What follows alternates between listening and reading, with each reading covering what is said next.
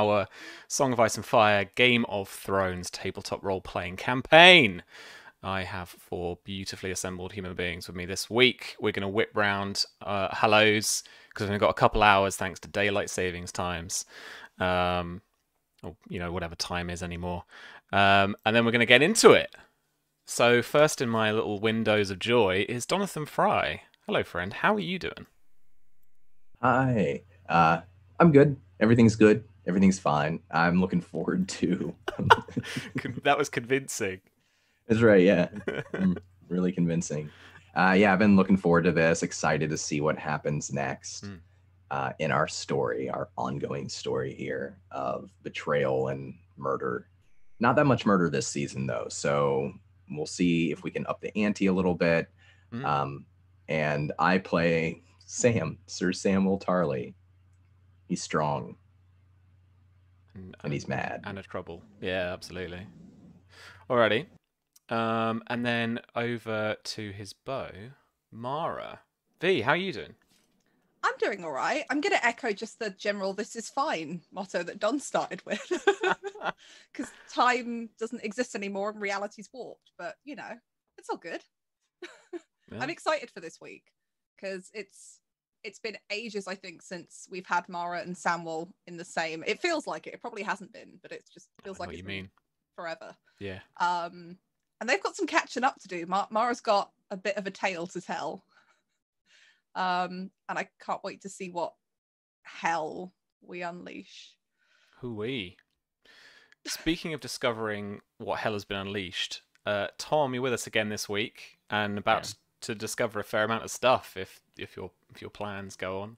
I hope so. Yeah. I really hope so. It would be nice. Yeah, it's always nice to be here and play a little Enzo and just play. Just play with guys, just chill, just relax. I'll have to admit, a lot of the time I forget we're even streaming. To me, it's just like we're all around, like a table, and I'd have a cup of tea. I don't have a cup of tea at this present moment, but I would, and we'd be just like, just. So yeah, I am drinking water. I've always got water. I'll tell you, there's one thing that I've always got. It's always water. I must drink so much water. It's kind of ridiculous. Probably too much, to be honest.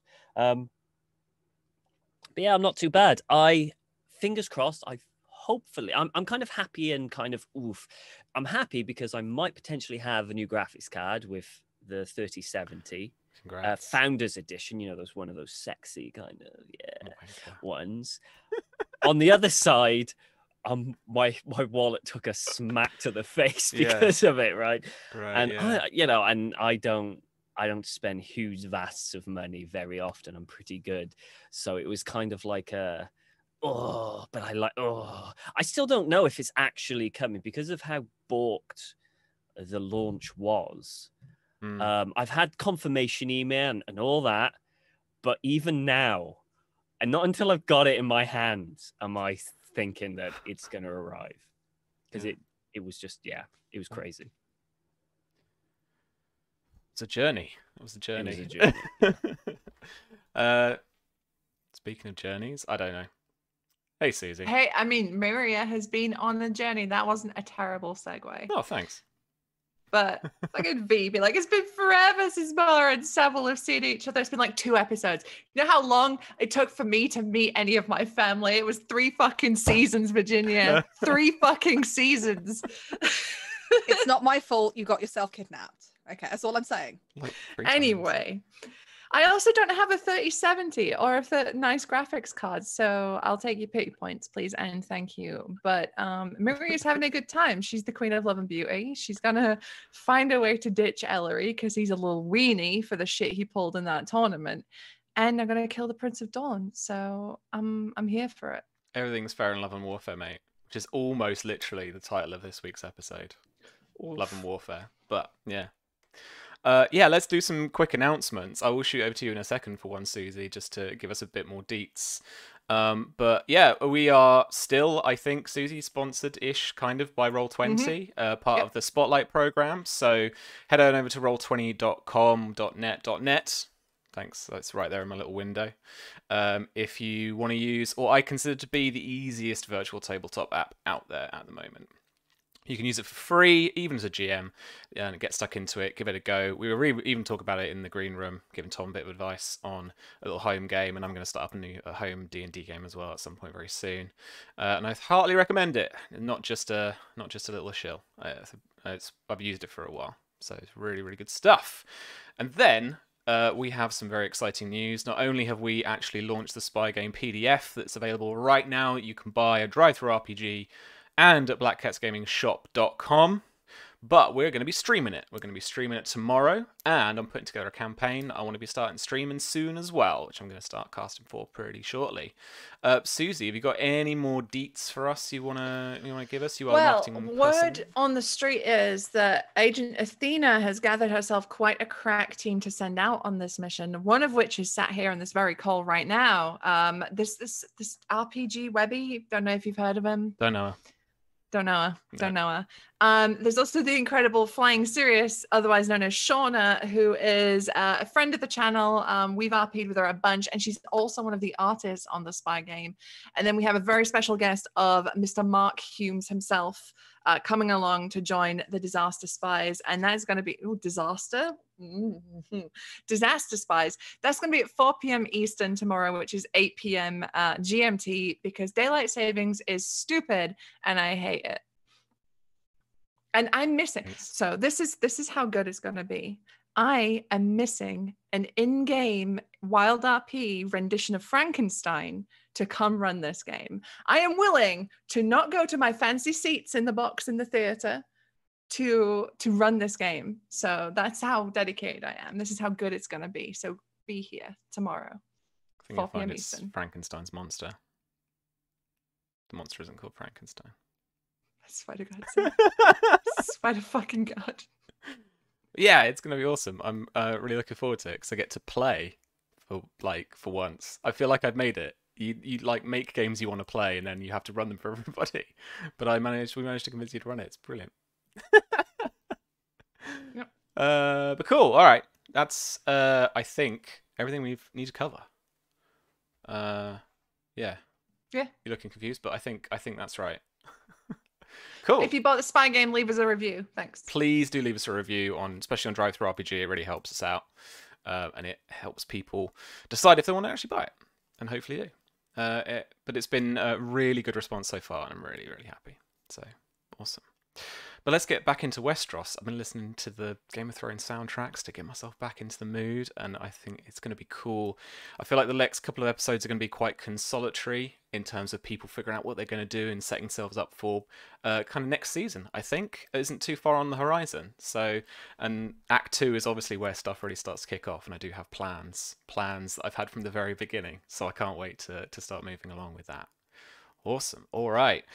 So this week for episode 12, season 4, Love and Warfare, I want to start with Enzo.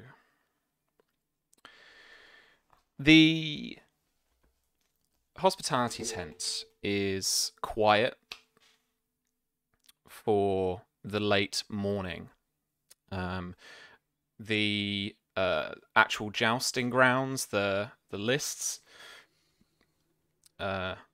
they're quite loud in the distance, and you can hear the crowd cheering at a lance struck. You can hear the crack of the wooden lance on armored steel as it crunches under the impact and splinters into 100 pieces.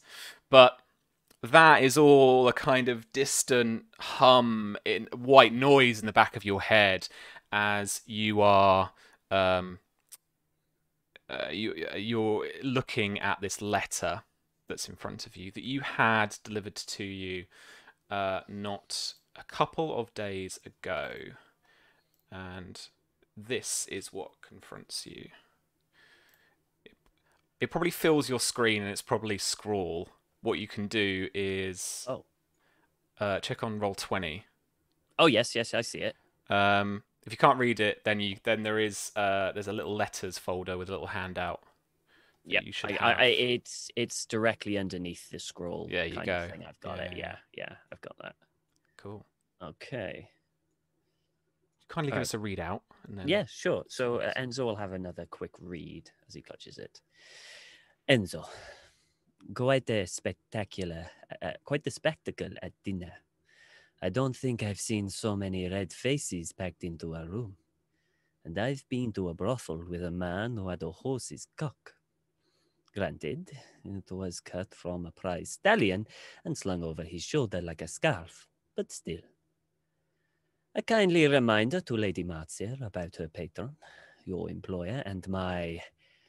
I don't know how I relate to Lord Maker, but surely we maesters have some fealty to the Targaryen brood. At any rate, he is a conqueror. He is here solely for his own glory. Reconciliation to his mind is capitulation to defeat, something he would not suffer even if it meant his dynasty would last 1,000 years. You and the Lady Marcia would do well to remember this. He is a man of supreme capability and ego that I admire and am in awe of. By contrast, the Queen Targaryen's bedfellows and compulsions seem altogether strange, given his roaring dragon who boasts of arrows ruining Dornish houses. Several courtiers party to many a house from that kingdom have been invited to speak with her, privately. Upon what matters, I could not possibly say at the moment, but fret yourself not, pirate. You call upon a debt, and while I may be no Lannister, I understand perfectly well the weight of obligation. Expect the Tarleys will make themselves comfortable to the charging of Dornish houses the world over.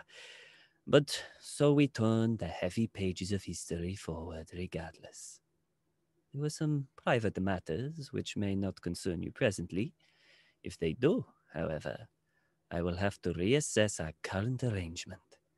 Consider this a courtesy, Simon.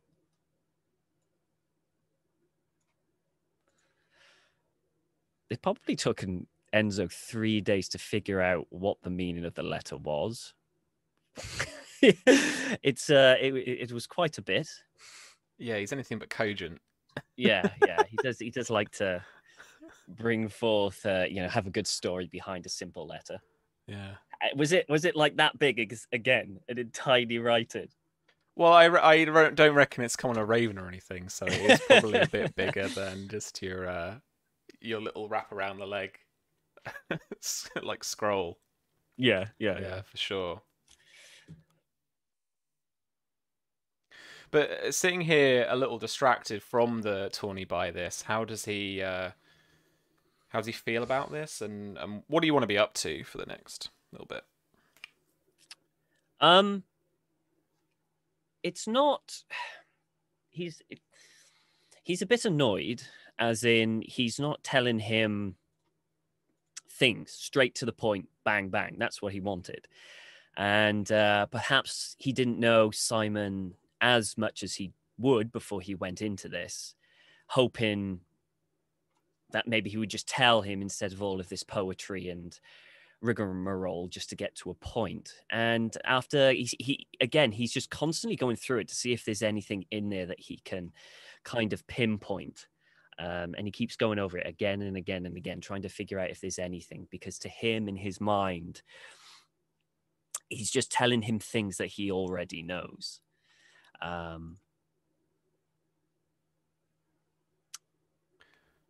But after a while, he will put it away, grab himself a drink. As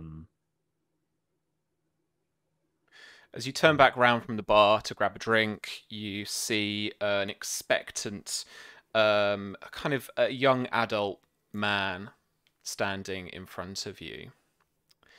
He is looking to try and disguise it, but he is wearing green colours, and there is a trim of red about his clothing. And he looks squarely at you. And in this bar tent, where there are probably a dozen trestle tables just kind of lined up in twos, stretching along to the back, there's you, there's the bar staff, bar servants, there is this guy, and there are a couple of old knights at the back kind of gossiping about old times. And Mm-hmm. He kind of stands expectantly for a second, but says, "Sir, Captain Enzo." Yes. My lady behests me to get this to you, and he passes you another note. I'll take it. This is sealed in a plain wax seal. And once you've taken it, he looks around himself, looks around you at the scene just to see who is here. I'm going to toss him a silver and get yourself a drink. Thank you, sir. And I'm just going to casually just break the seal, open up the letter. You know, he's going to lean back, get comfy, and have a read of what the letter says. There you go. That's up there for you. Oh, it's another story okay. time for you, mate. Here we go. Let's story time. Enzo, Lady Marzia tried to murder me at the meeting you arranged. I am not dead. If we had any friendship, please read this so you'll know who you serve. I have never been a danger to Greenmont. I am no traitor. I have never committed a crime. This is not the first time she has done this.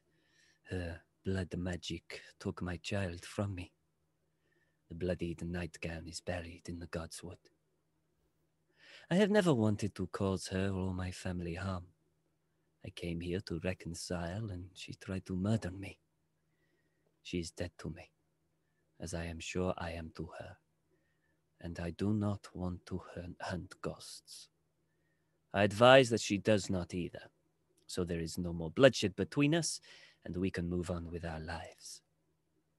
This is a warning about what she is becoming. What happens if she decides Milia or you or someone else is a danger for transgression she has imagined or for which they are not responsible? She tried to do to me what Alistair did to Oliver. Cold-blooded murder is not justice. Your friend, Mara. And he's gonna pause for a minute, close it, and eye the man, because they've gone at this point, right? The Tali party went literally immediately, right? It's been a few days into the joust now, and the Tali camp practically vanished from what you hear. Okay. I'm going to say you haven't been up there yet to check it over, but the word on the dirt road is that they just up and went as soon as the melee was over. Okay. Enzo's going to get up, head on over to the person, and kind of signal for another drink. Kind of like lean in on what the bar is, I suppose, in this tent next to the man. So, has your lordship already gone? Yes, sir, and at his behest, he asked me to destroy that, and he eyes the letter in your hand. He kind of holds it. But this is my letter now, no? And he goes to try and take it. Just take it like that off the thing. He goes, I think I'll be keeping on to this. And he'll put it away into his... But don't worry, you can tell your lordship that you destroyed it. And he'll put another silver over to him. The guy sighs and he takes another drink at the bar. Another kind of good few gulps of his ale. So, I assume that you will be heading back soon, no? And where is your lordship heading to? I am not at liberty to say. No, of course not. But with enough persuasion, your liberty might become more open. And he's going to put like He's going to put more 5 silver towards him. Anyway, so okay, yeah. All right, I want you to actually make a barter check now. At this Shit. point, to Okay, see... hang on. So 5, 7 altogether, isn't it, so far? Yeah. Shoot. Sorry, I'm doing maths. Right. Okay. I got it. A barter check. What's that under? Is it persuasion? Is it bargain? Bargain. Sorry. Yes. Yeah. Okay. So it's a specialty under persuasion. And this is double. just going to be a simple intrigue, so it's just going to be against his kind of basic combat defense. Sorry, intrigue defense. Even. Okay, I can re-roll ones. Okay, because I'm so pretty. Oh yeah. So pretty. Any ones? Nope. 16. Gosh. All right. You see his fingers drum on the bar top, and then he kind of like he stacks up the coins into like almost like a kind of chip stack, and then kind of pockets them.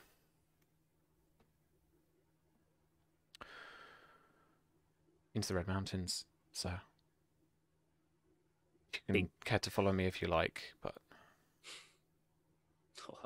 I do not think that I want to be following into the Red Mountains. I'm not one for what you have in mind. And he's got a bit of a grin, and he's just looking around.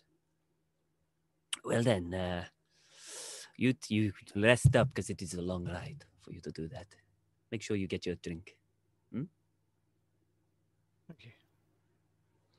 He'll smile and then head off. And he is going to find, hopefully, Miria. Okay. See, where's Miria at this point? The joust is in session. Mm-hmm. Mostly everyone is there watching. Who cares? As I said, the hospitality tent is fairly kind of clear and stuff. Couple of squires probably working their way around the kind of traders' camp for the last bits and bobs to help their nights out, that kind of thing. I think Mary is probably watching the joust, right? Because she has to do certain duties, being the person that's like the betrothal and stuff was announced here, so she's expected to be there. She's probably helping Marzia. Maybe not so much talking at the minute because of the smack she took to her face. Oh, yeah. But she's definitely there helping shepherd Bryn. Is it Bryn? Bryn, yeah. Bryn. Yeah. Forgot my own brother's name. Bryn around and just putting on that air of I'm there because I'm also the Queen of Love and Beauty. I don't know whether you heard. I did, yeah. With a cracked jaw. With the cracked jaw. Clap. Oh, yeah. It's swollen like out to there. Okay. I mean, Enzo, you aren't challenged as you head on your way up to the family's box. Okay. We're at an early stage of the joust, and this isn't a particularly contested match, so her Grace, the Queen, isn't present right now. And so it's just the family. Miria, Bryn. Marzia has been absent a lot more recently, the last couple of days, than she was for the tourney so far. So she, I expect, is up at the castle. Okay. At the moment. Okay. So he's gonna sit down and kind of sit back, kind of get comfortable and have a look at the joust. So how are you feeling? My jaw hurts like hell and I am missing some teeth, but I'm all right. Yes, try not to smile too much. She says squints because Maria, in the time that we've had, the time skip, she became a much more serious person who doesn't smile as often. So she's just like, it's very funny, Enzo. Well, I try to be. Mm-hmm. Got to have some humor, no? Quite, yeah. I would need to speak with you in private at some point. And she kind of looks around, and because it's not one of the major bouts, she's like, you can talk to me now if you want. As you wish. She's going to shoo Bryn off to go to Braith, so he's not like sat and listening. Sure. So Enzo's going to double check that no one is in earshot whatsoever. I mean, he's going to, have a look, make sure no one is. And he's going to lean over, still watching the jacks, just as someone would, two people in. Mm. I seem to have gotten a letter from a ghost. Oh. Mm. And he'll kind of place. He won't show it. He won't show it. He'll just go. Indeed, it would seem that your beloved sister still lives. Draws breath. Maria picks up her wine goblet and takes a very deep drink. You're certain? Unless ghosts can write letters. Hmm. Well, that poses a little problem, doesn't it? Well, just a little. The fact that Matthew was stupid enough to do it at her own thing, you would have thought she would have at least made sure the job was done. Well, if I know Matsia, she would have thought the job was done. She's not a fool. She knows what to look for. This letter would prove otherwise. And what else about this letter? If I know my sister, there's some sort of demand in there. Coated in pretty words, but a demand nonetheless. Just a warning, to ensure that I do not get the same fate as her. That Matsuo would try to kill me. And don't get me wrong, she would absolutely try to kill me if I did anything against the family. I know that, absolutely. It's just I won't do anything against the family. Are you planning on marrying a murderer and then bringing the murderer's conspirator back to the very house in which your godfather was murdered? Marriage is pretty low on my list at the moment, but you never know. Well, give me a heads up first. Of course I will. We'll make sure we do a proper job. We won't leave you half dead. Oh, thank you. Most kind. So that leaves a rather big problem with you, the house, pissing off one of the heirs to the house with one of the biggest armies in the Reach, which is quite a big problem. At that point, Maria does smile, and it's a very large smile, and you can see the missing tooth on the side. And she smiles so wide that she kind of grimaces a little. I don't think that's going to be a very big problem. Maybe you're right, because that army is heading towards dawn. Is it now? The messenger who gave me the letter, he's meeting up with the rest up into the Red Mountains. Seems Sir Samuel is very keen on reenacting the slaughter that he was a part of. I do not know. Well, if you think about it, Enzo, all the houses in the Southern Kingdoms are here. What a better time to attack when they're unprepared. Oh, absolutely. It's a perfect time to attack. It's just... it just seems not like Sam. I know I've only known him for a little bit, but I don't know. There was something about him that, I could have been friends with him. I could have been friends with a lot of people, Enzo. Too true. But I am, in fact, currently friends with a lot of people. A lot of people who'll be very interested to learn that Sir Samuel and his father and that whore they're carrying with them are headed south into the Red Mountains. Indeed, but... Very foolish of them.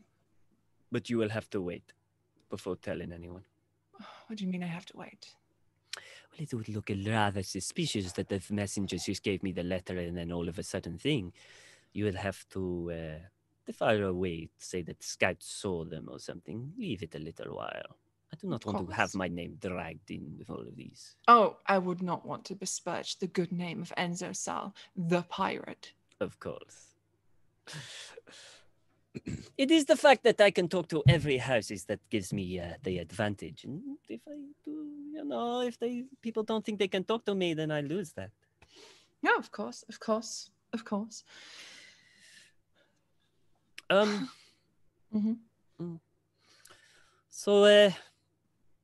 So what do you plan on doing now? Well, after the tournament, I was heading south anyway. Ah, yes, of course, to your husband's abode.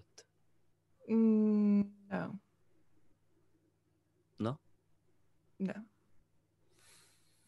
Why are you heading south then? I had a lovely conversation with Her Highness. Oh?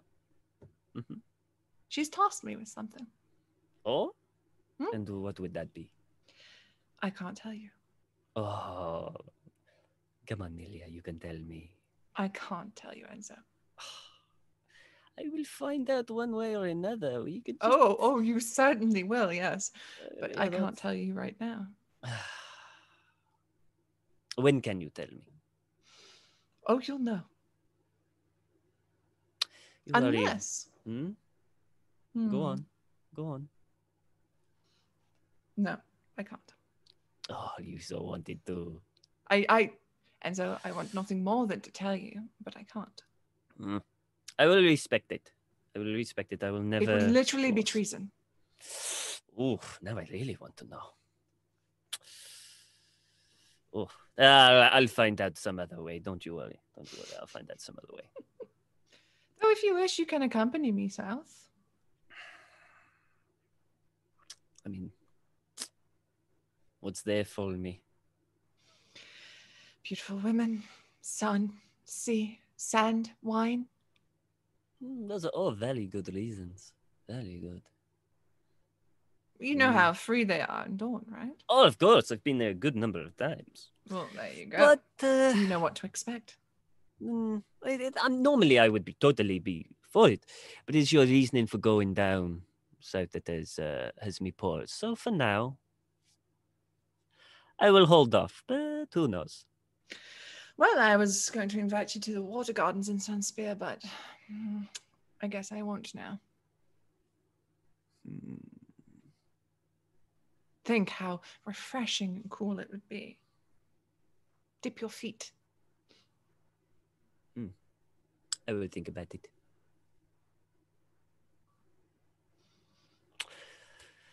You know, these judges, they're not particularly exciting. Very boring. I think you can say that, and then there's another crash of like wood on wooden lance on steel, and there's a roar from the crowd and claps from the grandstand where all the nobles are sitting. And then we pan up beautifully to the sky, pan back down, and then we're in the Red Mountains. And there is a short caravan of soldiers, squires, knights, and two lovers are sat, two horses on horseback, heading towards their camp. So Samuel rides next to Lady Mara. Their squire, Gregor, not far behind, with their trunks and their little thing of all their trunks. How are they looking now? And what are they talking about? How long has it been since we left? You left almost immediately on the request of your father, and the camp was packed up very quickly. And it's been a couple of days of pretty solid travel, only bedding down for a few hours a night. Maybe one or two tents hastily constructed so that the nobles at least can sleep covered from the naked night sky, but everyone else just sleeping and on guard duty. You're basically traveling with like the group of guards that you had at the end of the kind of session we were wrapping up with, and Gregor and your stuff, and your dad and his small entourage. So it's not much, which means you can travel quite quickly, and you're not far from your final destination now. So I have a wound. Are there any healers in the camp? Do I need to make some kind of roll to deal with that? It's gonna be about a week out before you do. Okay. That's how long the wounds take to recover. Okay. Any injuries, you can roll for that. No, I don't think so. So that wound is just. Wait, I do have an injury. Okay, so roll me an endurance test, and I'm just going to check what the difficulty is going to be for that.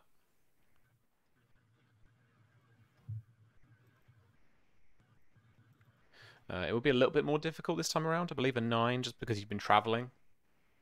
Okay. Oh no. Well, it's like a 50-50. You do have 3 of your little bonus dice pals in your frame. Oh, yay. I got a 12. I rolled good. No, that's good. Let me double check it. Combat. Recovery. So, injuries. Yeah. Good. So, yeah. Riding, you just met the difficulty of a 12. So, that's good. The injury you've kind of shrugged off, but the wound, while still bound and it hasn't been, it might have bled slightly now and again on the journey, but it's still kind of stable, but it bites into you now and again. I forget where you took that wound. It's a cracked shoulder. Yeah, it's a cracked shoulder from Makar's mace. It's just when your So horse I imagine kind of kicks a little bit and kind of rears up slightly, or shakes its head or something, you've got to kind of rein it in a bit or steady it. It takes a little bit of that shoulder just as you're pulling on the reins and coping with particularly this very rocky ground. It's very uneven. So I think then Samwell is dressed as simply as we've ever seen him, in uncolorful, unadorned clothes, no armor. He's got a sling, like he's fashioned a sling to keep his arm tight to his body, his left arm. And he's probably struggling a little bit, but he doesn't want to show it, to ride with one arm, basically bound. And they've ridden quickly. So I imagine over the couple of days, he's starting to look tired and haggard and more worried about where they're going and why. What about Mara? Mara's probably the same. She's probably also dressed in something far simpler than she's worn in a very long time. Something comfortable in the heat. She's familiar with, the kind of weather of the Red Mountains, having lived at Greenmont for many years, but I still think she's wearing that rapier at her side. That she's kept that on her, and probably just a light traveling cloak, because she's still really self-conscious about the wounds that she still has. I imagine now are dried, they don't have to be dressed anymore, but she still doesn't like them being seen, so she wears that hood up when she's around people. And probably even sometimes when she's around Samwell, if she can get away with it. Yeah, that hood, it bakes you during the day, but keeps you nice and snug at night as the temperature rises and falls in extremes at this time of year, just as the seasons are turning and things are getting colder and winter is coming.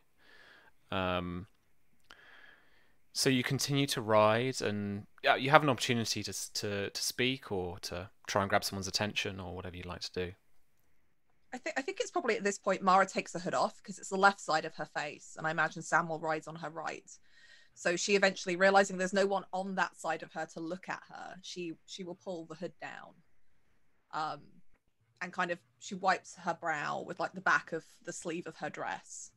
And she's also kind of lazy in the saddle. She's leaning forward, like resting as much as she can on the horse, because she's in pain as well. She's not very good at long distance riding. I think from the kind of destiny points spend and stuff on that, you still have a wound, I think, don't you? I never took a wound. No? Okay. No. Oh, fair enough. No. I got lucky. Yeah, fair. No, I know mechanically it's you kind of take away a dice, like a skill dice that you had, but we did. Yeah, I lost some status. Oh, I thought I was meaner than that. Okay, cool. No worries.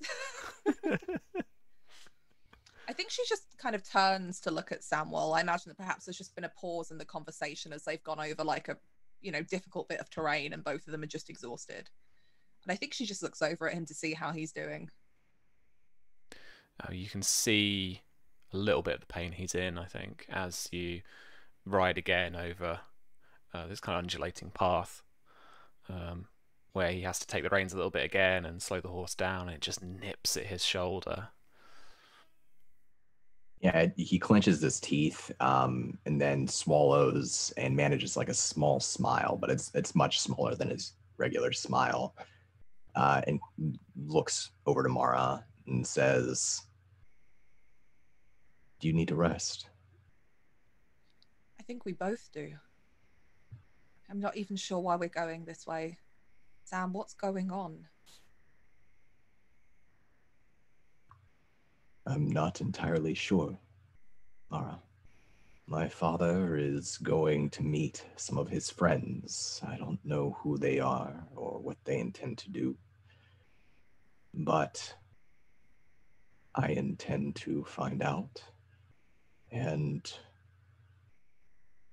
possibly convince them to use their efforts in another way. From what your father told me, he has a host, and it's a funded one too.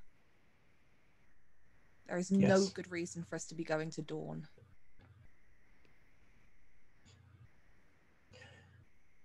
She just gives I him that agree look with that's you. like, I'm sure I know why we're here. I agree with you, Mara. There's almost no good reason for us to go to Dorne. But one and another. There's safety in numbers for you right now. And we might be the only ones who can help to keep the peace.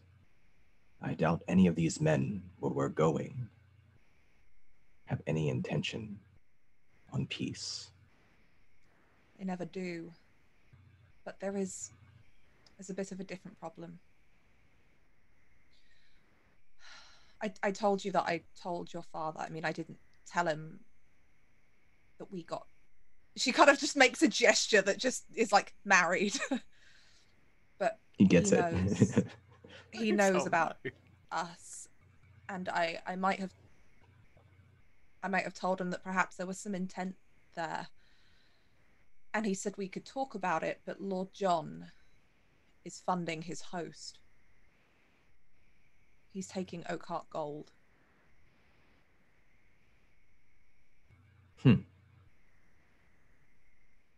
Well, we'll just have to find other funding then. I don't think this is a problem, Mara.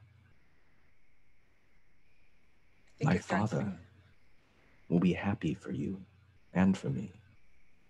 I believe that. Very grateful to him. I wouldn't be here if he hadn't have saved my life.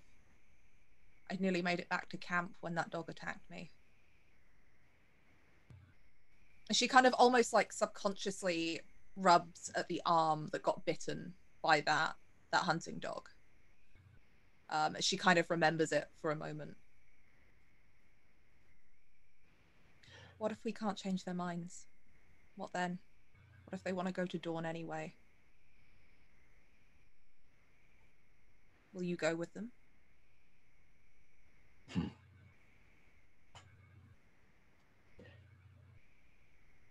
I've not entertained that as a possibility. She smiles a bit at that. Good.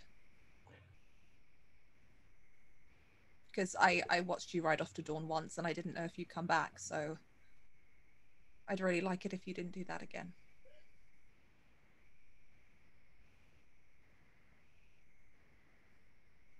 I intend to convince my father and his friends of the truth that there is a much greater threat and greater enemies in the Reach and in the realm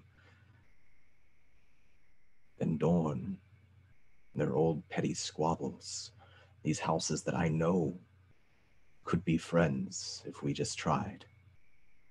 We could turn our eyes to the real enemy and make real change in the Reach.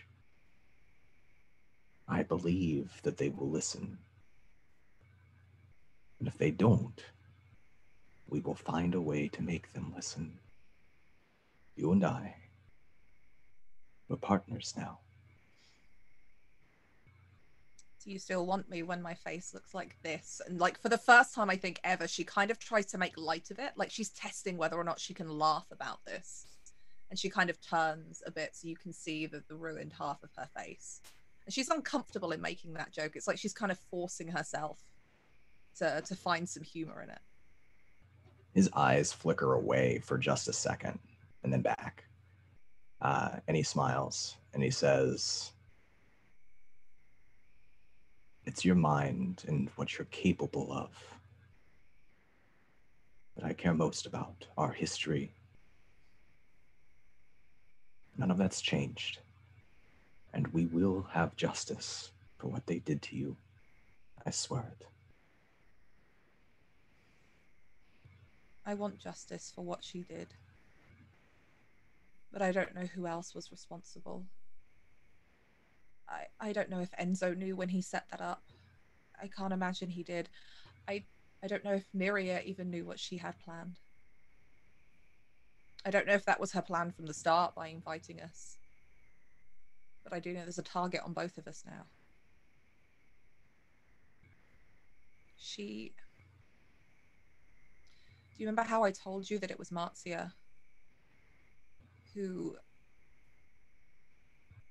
was the reason I lost my child?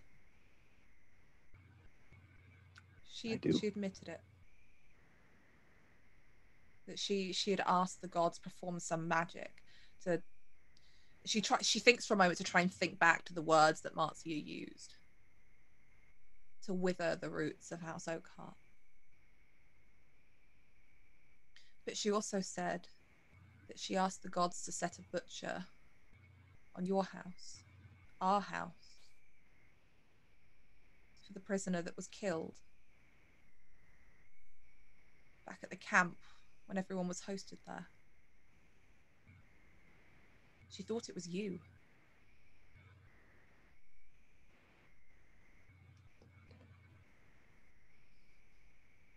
I've heard these rumors before.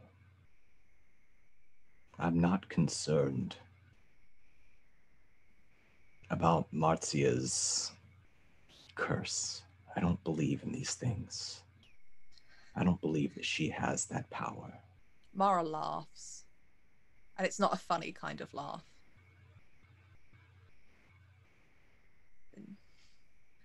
I know that you don't believe, Sam, but I do. And the fact that I'm here tells me that I have to believe something, because I was dead. There is no way that I wasn't dead. Do you really think that if she tried to kill me, she wouldn't have checked? Wouldn't have known what to look for? She knows what death looks like. When she left me in that God's Wood, I must have been. But you're not. I'm not, by the grace of the gods. The last thing I remember thinking about before everything disappeared and before I woke up freezing cold and covered in my own blood was begging the gods that if they had really honored the vows that we made that night, that they would let me come back to protect you. And I'm here. So I know you don't believe that she has that power, but I have seen it. I have had the power that she has wielded take things from me, Sam. I'll tell you what I believe.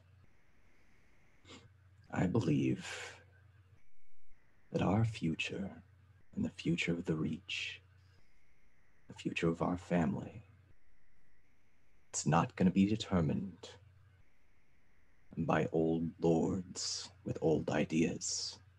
I believe that those crones, those bitter old ghosts at Fox Hollow will fade away. That they can't hurt us anymore. I believe that you are strong and I am strong. The Force, House Tarly commands, the strongest. And I believe that we can make a difference. We don't have to live in fear. I'm sorry for what happened to you. But you're here, and I'm here. I'm not going anywhere. We'll get through this together. As you speak, you start to crest this hill. It's a very rocky outcropping that opens up in front of you as you reach to the top, and your father and a few of his entourage have stopped, and their horses are stood at the crest of this rocky hill, and you get to the top of it, and before you is the unmistakable smoke fires of a camp, and you can see this host below you. The Tarly banners aren't like flying proud. There are one or two tents maybe that you can see that there's a flag that is just fluttering slightly in the wind. But for anyone passing by, they would certainly understand this is an army that is camped here and potentially on the march. You look around you, and those plumes of smoke slowly ascend up into the clear dawnish air, and your father looks on with a mixed expression of pride and caution. You look around the landscape, Samuel, and you can see that this is a strategically strong location. They're nestled quite nicely in an area like almost a small crater rather than a valley that doesn't afford many vantage points for people besides this one. You have another little look around towards the back of the host. You can see that there is a kind of little tiny canyon towards the back that allows them to have kind of a retreat or even a rally position that they can fight back through. But they are essentially camped in what kind of looks like a dead end, but a very defensible dead end, for sure. Your father takes a heavy breath in, looks over to you, and then just says, "We're here."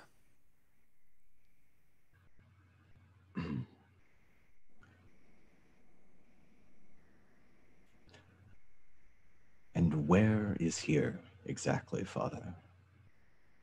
Not here where we are, but where we're going. I've told you so. South. First, probably to down the Prince's Pass, perhaps. And you've ridden east,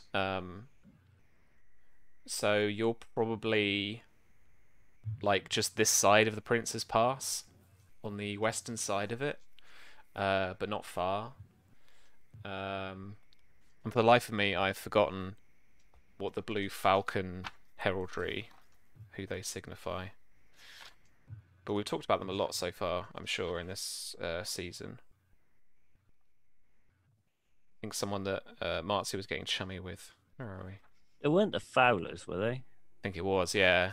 Because it's. I remember they pissed me off when. That's it. Alfred went. So you passed, right? Yeah. Yeah, that's right. Yeah, he throws a couple of names out to you. You know, he's south to the Fowlers. And this time, perhaps not going through the desert, perhaps east, continue down the Ironwood River to Ironwood Keep itself. Father, you promised me that you would listen to me and allow me to join your council, your friends. And I will. When? As soon as they arrive. With that, the group kind of starts to descend down the hill again. Sam takes a deep sigh and looks back to Mara and shrugs his one good shoulder. And I think Mara tries to catch up, because I imagine Glendon goes off like a little bit ahead while they have this silent exchange. And I think she rides up next to Samuel as close as she can get so they can have a quieter conversation. I think we should tell your father.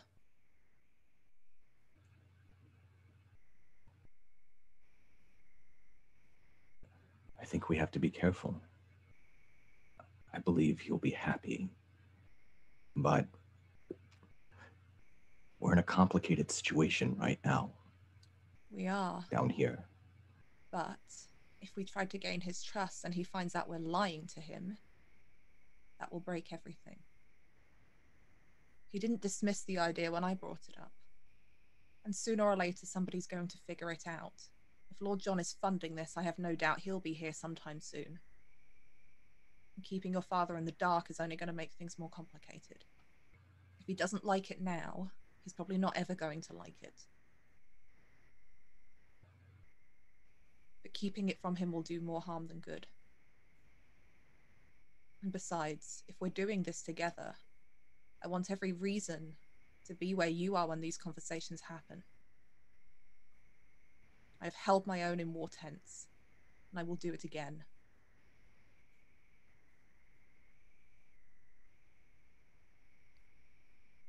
Very well. I'm tired of lying to people. Samwell, I've seen what it does. What's the worst that happens? He doesn't like it. He forbids it. Too late. He's not exactly going to call us out on it, is he? And disgrace his own son in the process? I don't think so.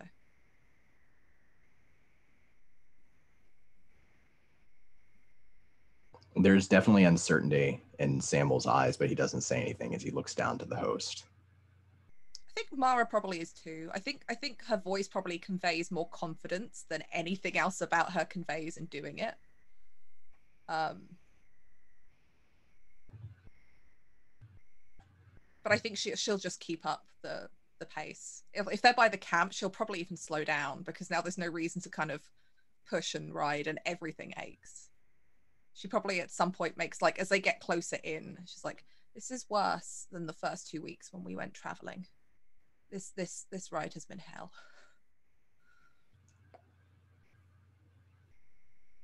It won't get easier from here. Clomp, clomp, clomp, clomp. I think she just mutters under her breath, it never gets easier. That's fair. We are going to cut away to Miria. So, with a break in the actual tourney just now, there is an opportunity to kind of move about freely. People are heading back to camp for a couple of hours, probably getting a bit of a siesta in some camps. Some people are midway through their afternoon drinking. Some are just taking it easy, or even preparing for an upcoming joust. But you've got a few things on your list. I'm open to what you want to head off to. Cool. So in between, when she's not up on the box and having to be the Lady Miria, all prim and proper, Miria changes into like a loose shirt, leather pants, sword on her hip. Like the mask is off. Everyone knows what she's really like at this point. So when she's not having to be all prim and proper, she's back to what she's comfortable in. And I think at this point she's dossing around with the lads, as it were. She's the group that Ellery were hanging out with, the other knights and stuff, because she wants to follow up on that guy that was all like, so you heard about these guys in the mountains? Wink. Sure thing. Okay. So no, Virginia, you are not forgiven if you kill Horatio and hand me Ironwood. I'll think about it. All right. Cool. Okay. So you kind of work your way around the crowd a little bit, find the guys. They're a little bit broken up this afternoon. They're not just enjoying a drink as one clump or anything like that. But you do eventually find this guy again.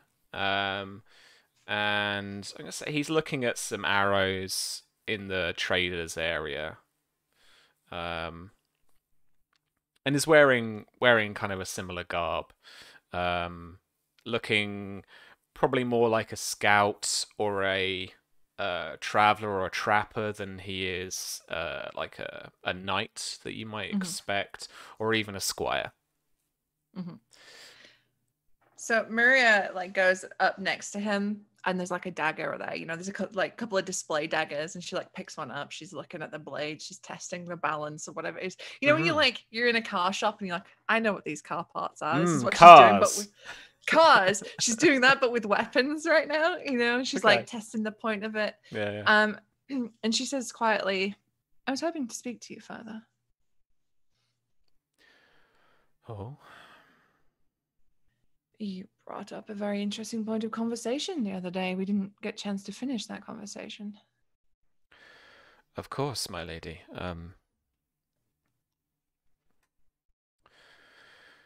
Is it here or? Let's take a walk. I've always wanted to say that. Yeah, and he's twizzling that arrow like arrows. But he pops it down in the basket and he turns, and as he turns, he kind of nods down to you, just avoiding eye contact in that moment. In that kind of display of, you're a noble woman and I am at your command, it seems. So off we walk then. Okay, cool.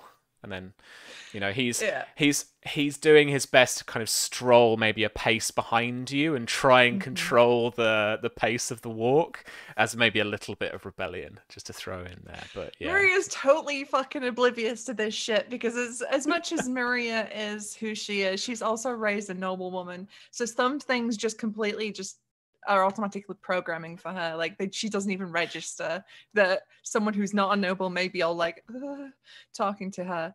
But I think she notices, but she's kind of walking with her hand resting on the sword, and she just kind of looks back over her shoulder. Something the matter? No, my lady. You seem a little anxious. It's just dangerous talk for a knightly order that was disbanded. Disbanded. So what do you know? To cut to the chase, so we're not dancing around this all day. Oh, forgive me, my lady. I thought that nobleman likes dancing. Sometimes. Not now, though. No. I know as much as the next traveller that would be from around there, travel the Ironwood River now and again, and I certainly know what happened. The strange siege of Ironwood. It's very confusing blockade.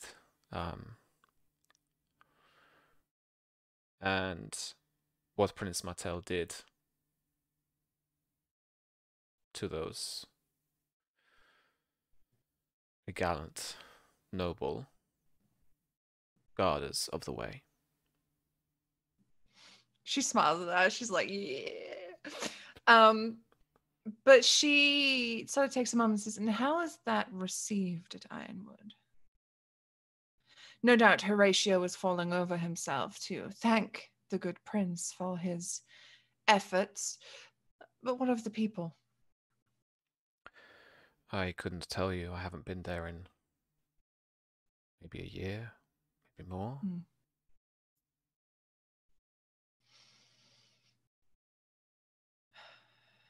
A lot of song and dance for a very petty thing. My experience that noblemen, particularly those as influential as the prince, would ensure that whatever they were going to do, they would succeed. And if that means raining scorpion bolts down on a single square of maybe 100 men, that's what you do. Is what you do. I saw it myself firsthand. I was made to watch as the first volley hit the castle. But from what you were saying, it sounds like some of the Order are still active, have survived. I wouldn't know. I'm sorry. And she squints at him like, do you really not know, or are you just telling me this? Okay.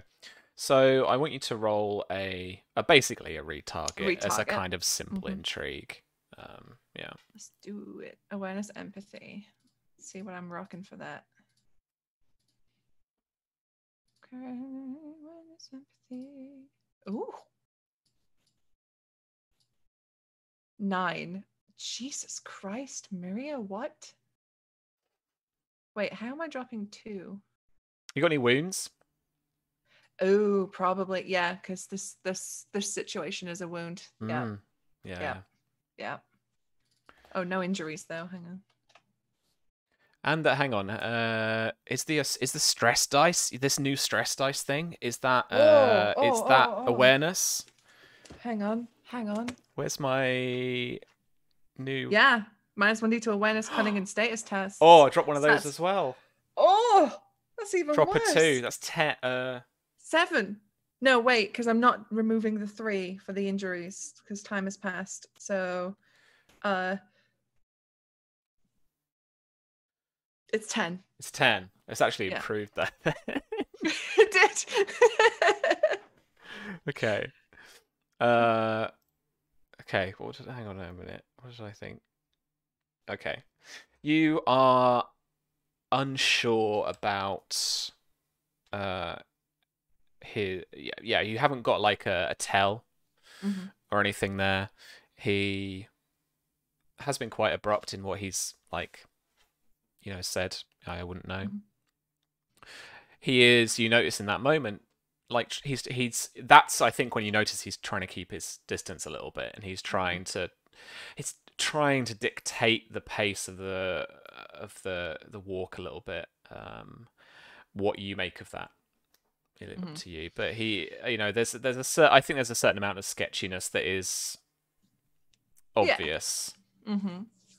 I think she notes that he's trying to, take this slower pace, that he's trying to dictate the pace. She sort of falls back a little bit, but she's kind of keeping her eye on him still.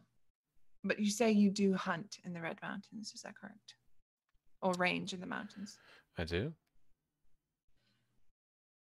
If perchance you came across any of this order, would you be willing to pass on a message? And what message? Tell them that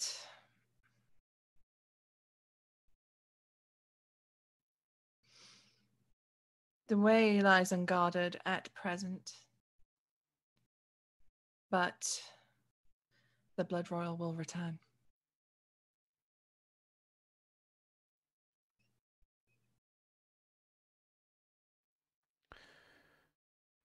Very well.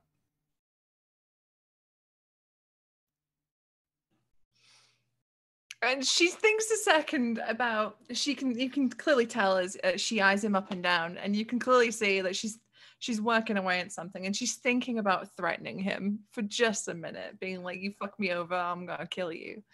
But she just leaves it at like a very curt nod at him. Thank you. Thank you, Lady Miria. And then she walks away. All right. Oh man. And Enzo. Enzo also has someone he's trying to find. Yes. It's like a freaking Where's Waldo. It is a bit, yeah. So yeah, what are you doing? How are you going about this? And what's the stick? So there's a bit of a break in the tournament just now. People are moving about a bit more freely. Some people going back to camp.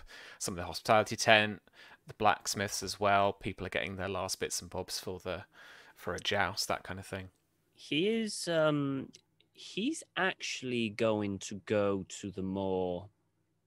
I would imagine that they have like I say establishment tents that cater towards the more the gentry, the more upper class kind of thing, you know, the lords and ladies, and then they have the more kind of like working kind of schmoes. He's going to start frequenting the more lower kind of areas and kind of like just have a drink, chat with a few people, see if you know, like kind of have a talk between, you know, kind of like, oh, have you met the servants of X house or what they like and stuff like that, and see if I can get anything about a foreign servant from someone. Yeah, absolutely, man, absolutely. Let me grab my difficulties for this. Knowledge streetwise. Unfortunately, not my forte, unfortunately, but no. All right. You got to take what you can. Yeah. I will. Well, this is going to be, say, kind of only an hour. It's not a long break in the festivities. So to get exactly what you're after, this is going to be very hard. This is going to be 18. You've got... I mean, it's doable. Well, if I roll 3 6s. You have a nice little test dice friend and a bonus dice friend in frame. I may as well use it. Why the hell not? Why not? I've got it. Let's use it. Okay. Right. So, hang on. So let's upgrade that to 4. And do 1 bonus dice and see what happens. Well, yeah, it could be worse. Didn't quite get there. 14 is all I got. 4 short. Oh, okay. Wait a minute. I do have a destiny point. Is it to burn to add 5? Or is it spend? I can't remember. I think it's burn. You'll have to double check that cheat sheet, I think. Let me see. Shoot, where did we put the destiny point kind of thing? Can't remember where we put it. Is it at the bottom? No, it's at every section. There we go. Destiny. Yeah, it's a burn to add 5. I could spend to add 1 more dice, but I don't think I will. Are you sure? That's like average of 3.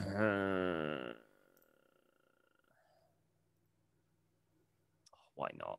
I've got a I'm not spending these destiny points, so I may as well bloody spend them. Right? Okay, yeah. And they come back, so Yeah, absolutely. You and your average of 3, Sam. Should have burned it, mate. Should have burned it. I'm not burning my destiny point.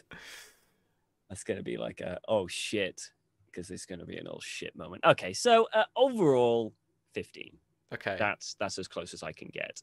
I'll give you a little bit because that's the difficulty. That's the difficulty down. There are a number of what people may say is like kind of foreign people who have come to watch the tourney. Most of them sailors, probably. Some come up from Old Town. There's a group of Summer Isle sailors that have come to see what to have a look in the tourney. A couple of them fought in the melee, in fact. But then there are some narrow sea sailors, traders that have been around. There is a kind of mercantile prince, some would say. But you're not quite hearing where they might be from specifically. But there are a few here.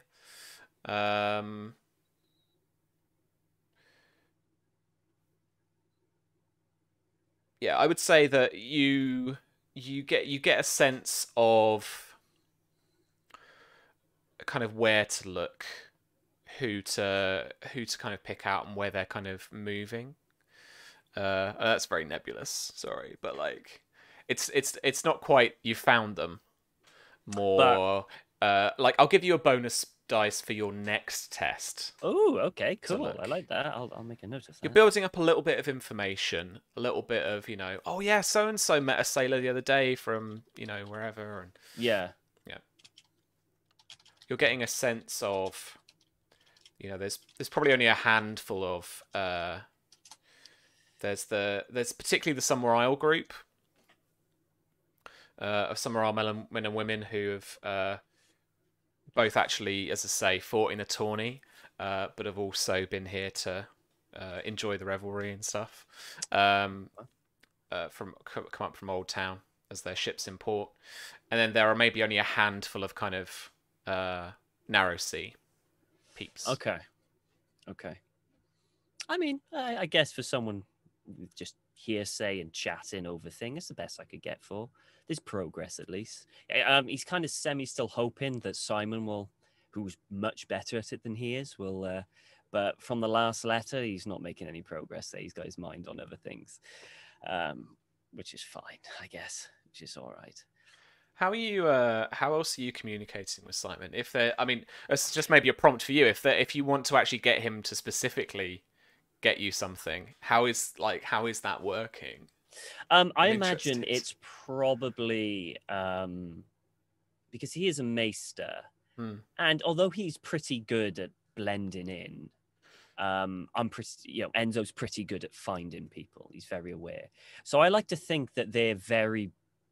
Whereas Simon likes to send someone with a letter, Enzo's a bit more direct, and he will kind of just go up briefly where he is. Maybe he's drinking somewhere or just walking somewhere, and there'd be very brief kind of exchange.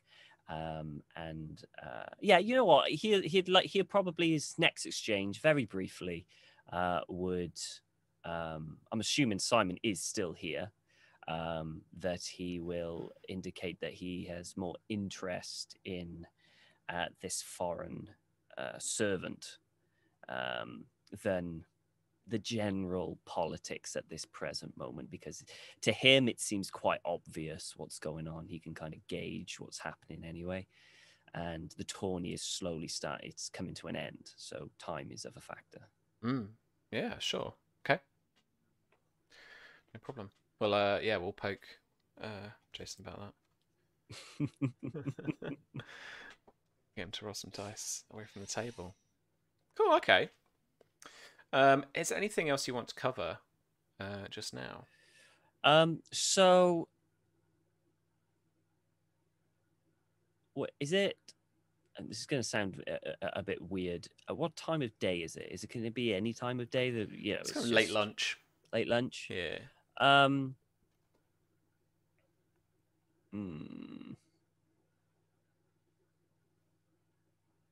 think maybe.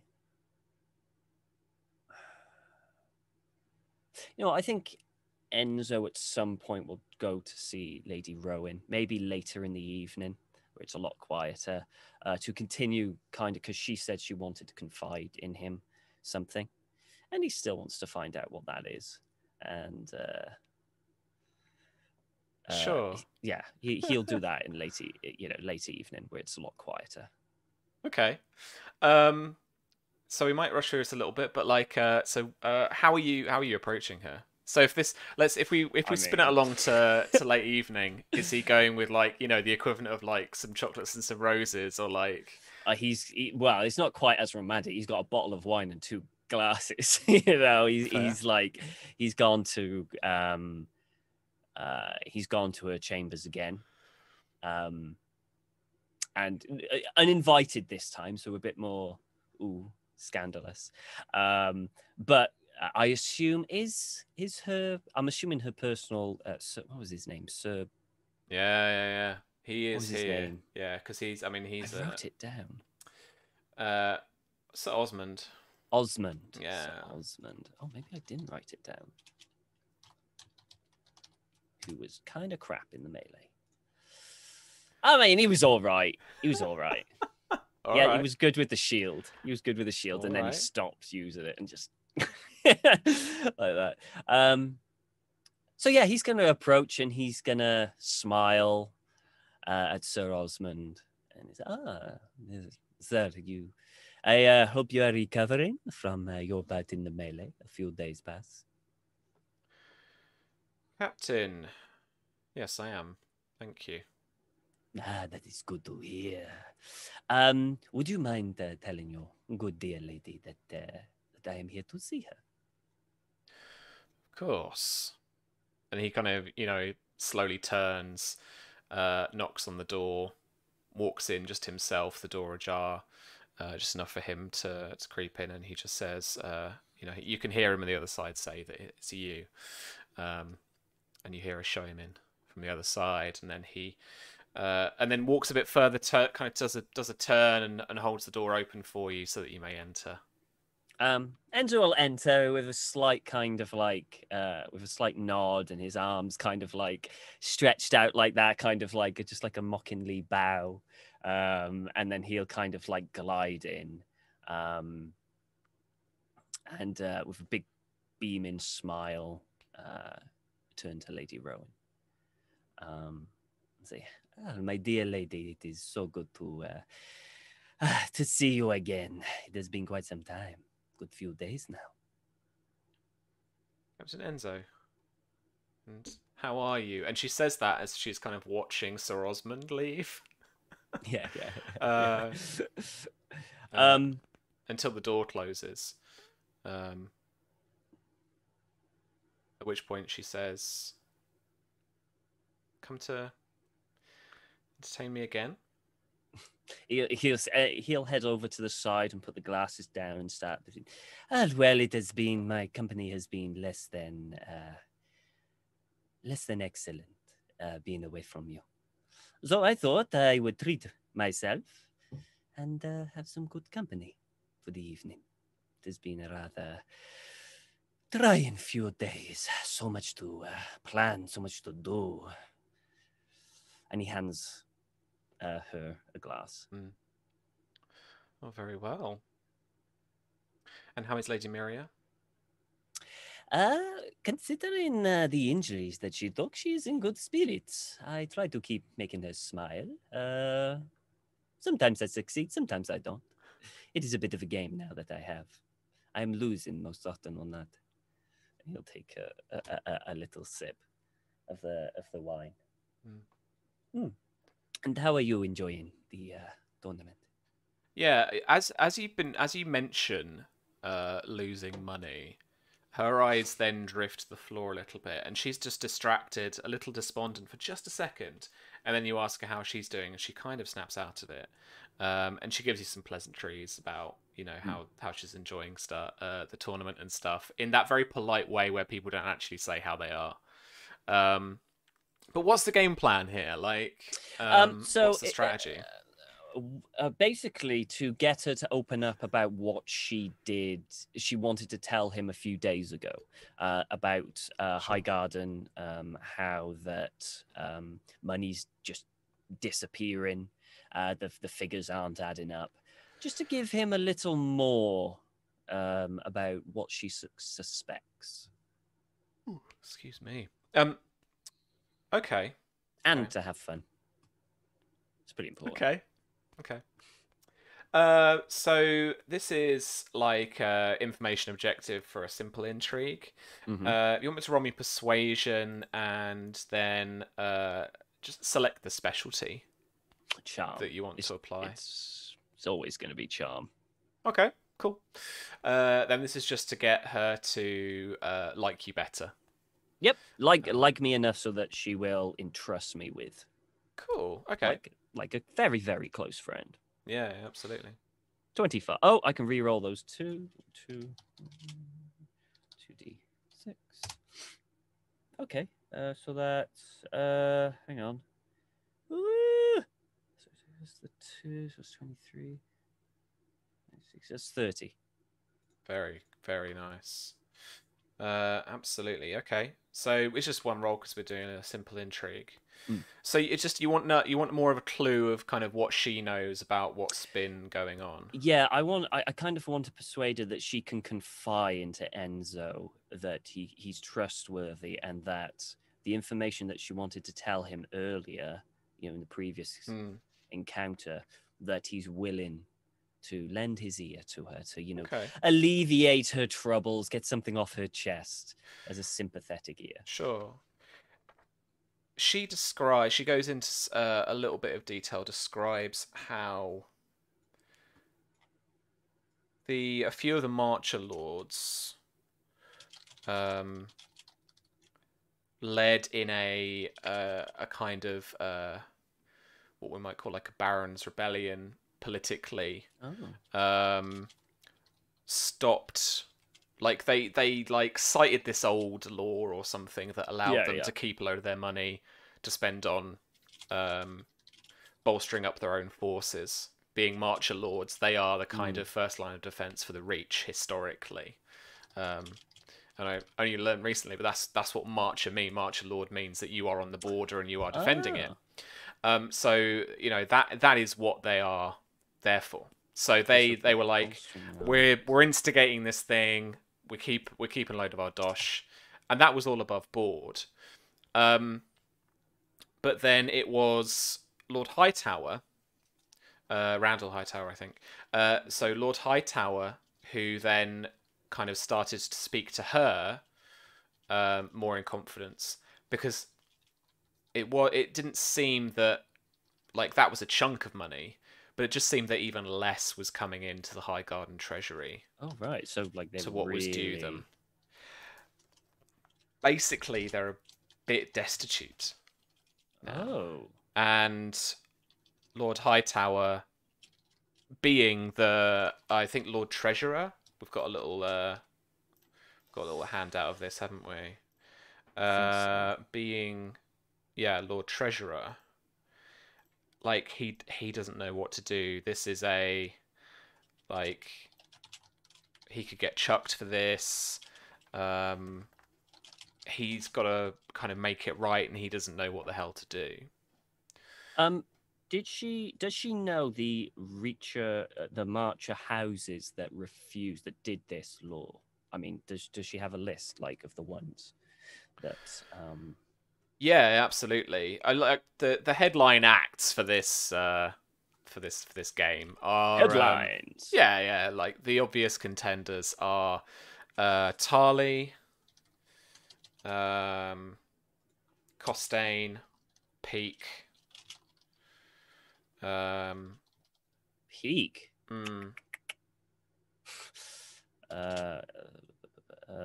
Oakheart. Yeah.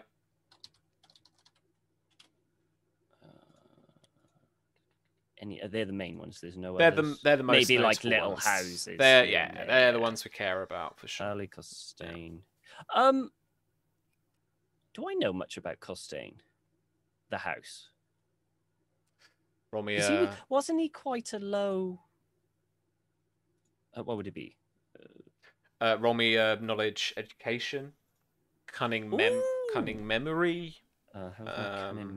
No, you know what? I'll do knowledge education because I have a 1 in education. I'm surprised. Oh yeah, because I'm a tutor, wouldn't I? Makes sense. It does make sense, doesn't it? Oh, it's only 11.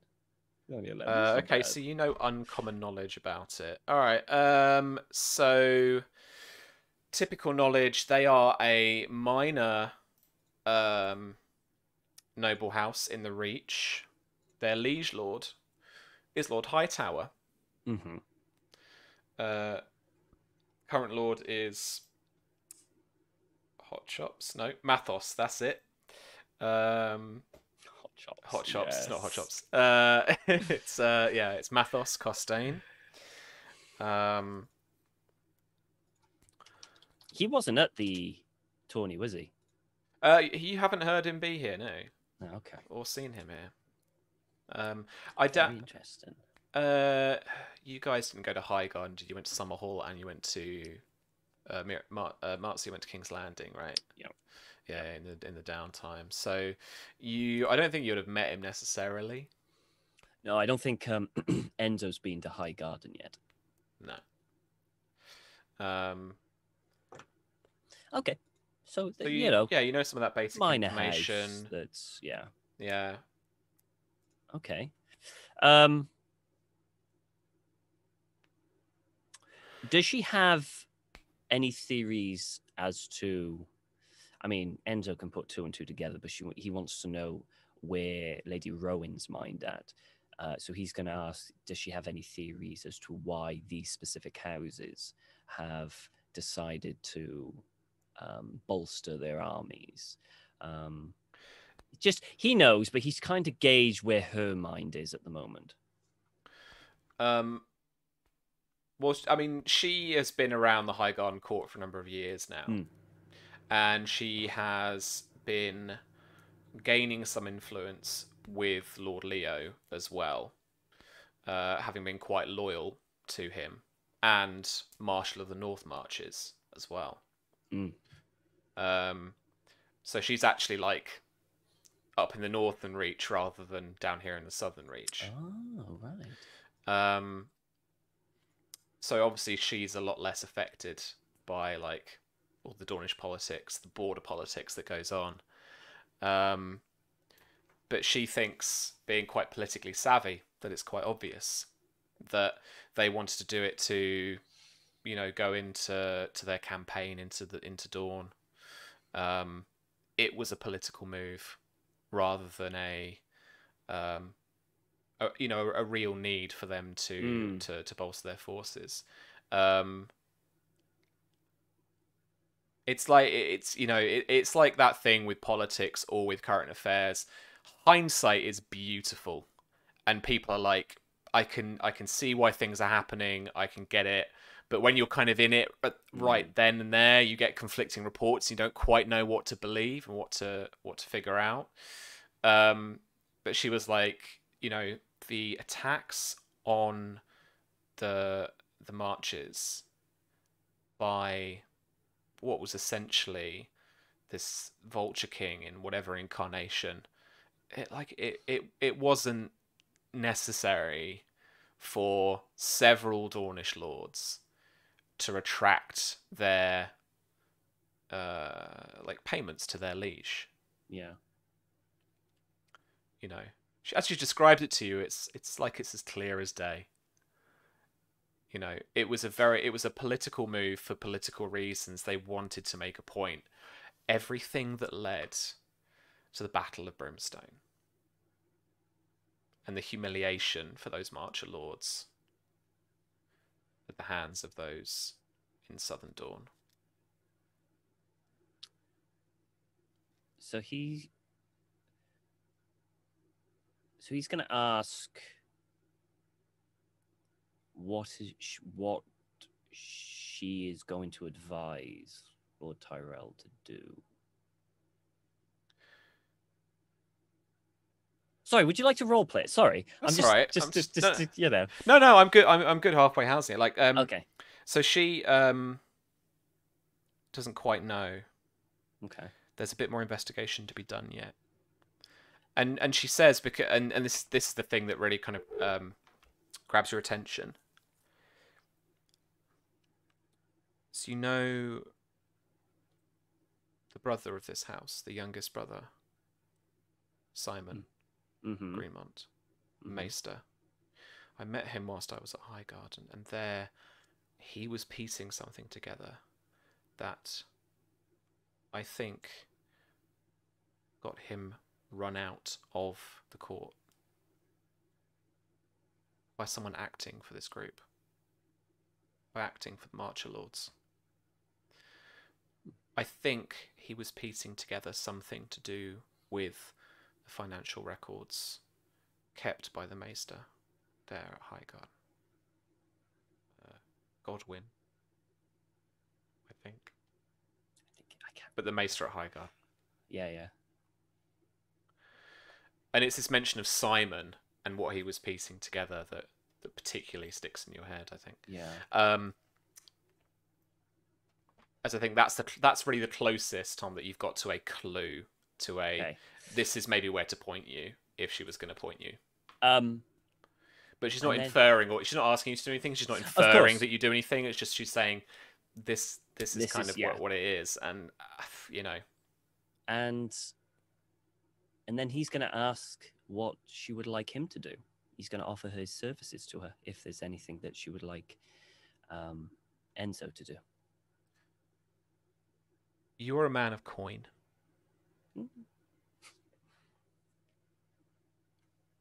And I don't mean to offend, but I believe that you might know where stealing is going on, where others might not. And I need someone with that knowledge.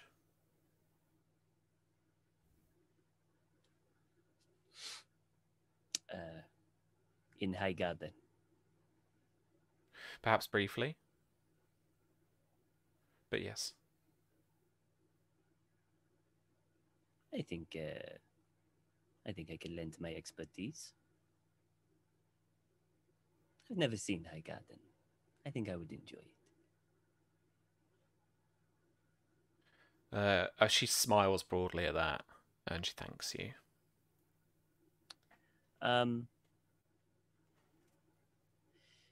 He's gonna take a drink and he's gonna pause.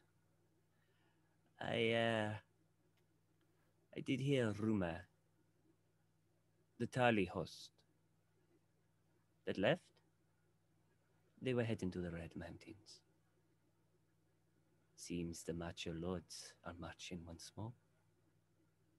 If you did not already know. We'll leave that hanging there, as she is in absolute shock. But I can imagine that she, you continue into a little bit of explanation. She's like, "What a host, fucking hell!" As new information for her. We are going to head back to that host, though. I want to go back to Samwell and Mara. Sorry, one thing. Yeah. Was there? Sorry, just as some. It was a host, a Tarly host that got to the tournament, right? He did have a host with him. Okay, he had like an entourage. He didn't have it. He didn't bring the army with him. Okay, I'm gonna say the entourage went. I don't want to say that because Enzo doesn't know. No, he's just gonna say the entourage went to the Red Mountains, and then she wants to piece together something like that. You know, just so I'm not meta or anything like that. Just a heads up. Okay. I'm gonna write that down. That's juicy fruits. All right.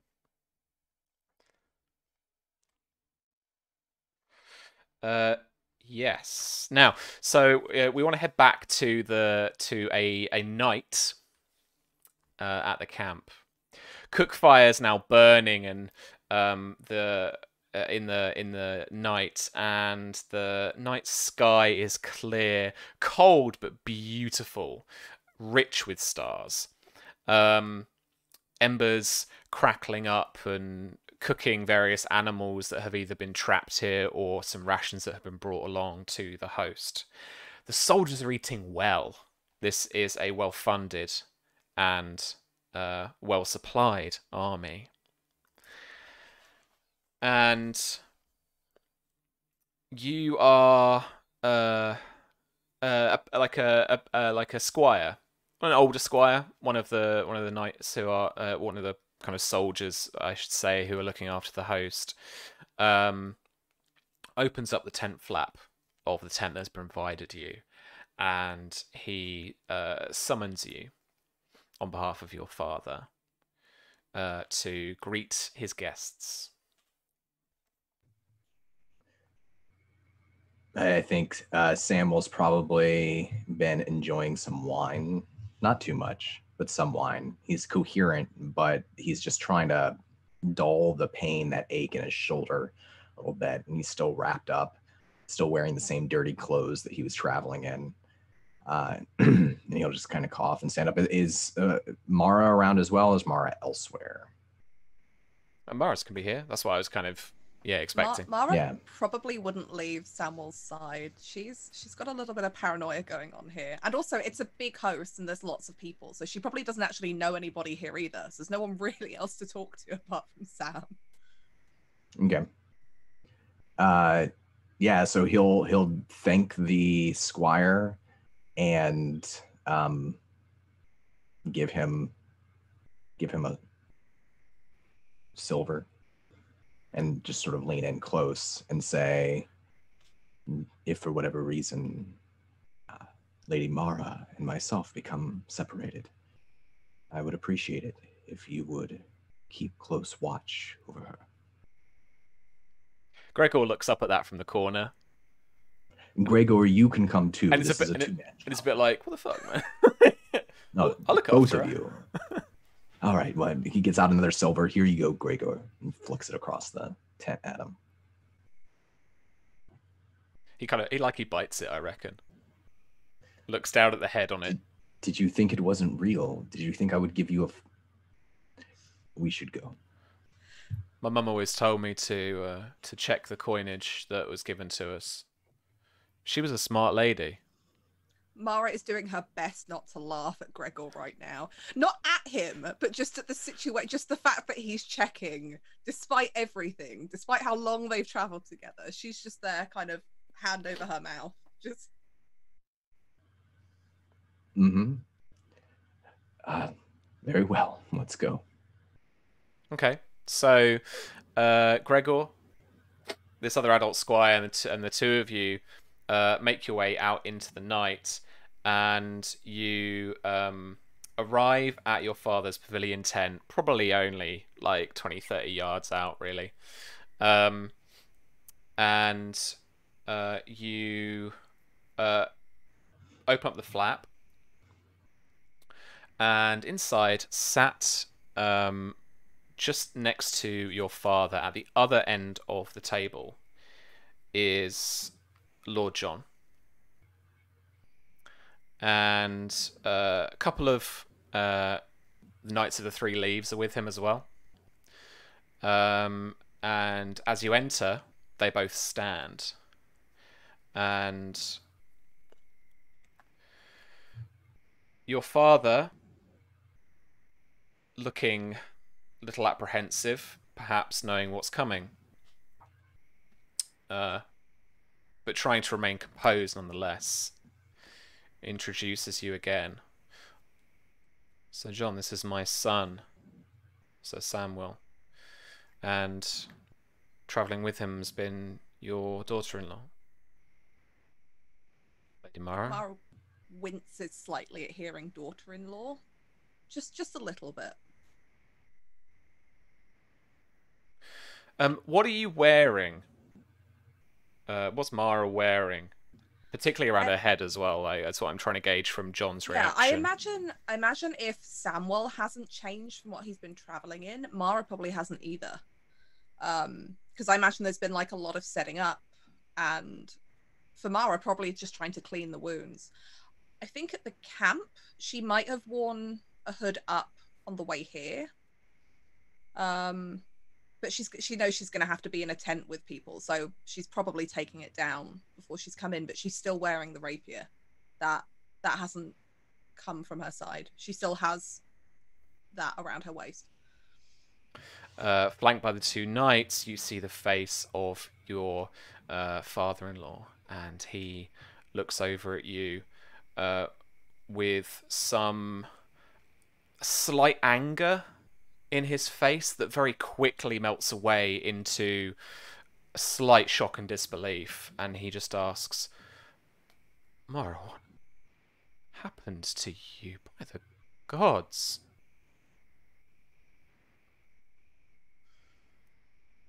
And she kind of, there's a bit of her where she questions whether she wants to answer. Like, I think a part of her kind of mirrors, not quite the anger, but there's just an unwarranted disdain, I think. And I think she realizes that perhaps it's not warranted right now. The Lady Marzia tried to kill me. She set that shadow cat of hers on me.